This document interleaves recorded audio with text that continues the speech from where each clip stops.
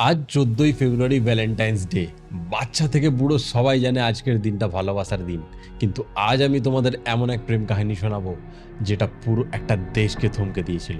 কারণ এই দিনটা শুধু প্রেমের দিন না, এই দিনটা ইন্ডিয়ার ইতিহাসে একটা কালো দাগ হয়ে গেছে।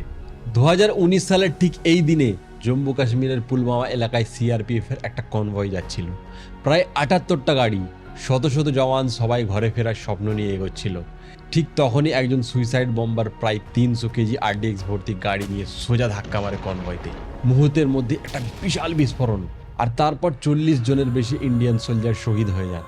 টিভির পর্দায় শুধু ধোঁয়া আর আগুন, আর দেশের প্রতিটা ঘরে নেমে আসে নিস্তব্ধতা। ভ্যালেন্টাইন্স ডে যে রাতে মানুষ প্রেমের গান শুনছিল, ঠিক তখনই কিছু পরিবার তাদের জীবনের সবচেয়ে ভয়ঙ্কর খবরটা শুনছিল, ওরা আর ফিরবে না।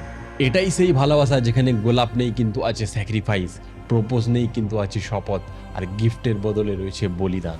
কারণ এটা কোনো সাধারণ প্রেম কাহিনী নয়, এটা দেশের প্রতি ভালোবাসার গল্প।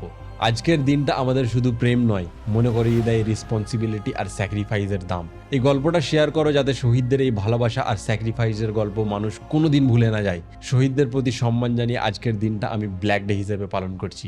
তুমি যদি সাথে থাকো কমেন্টে লেখো জয় হিন্দ।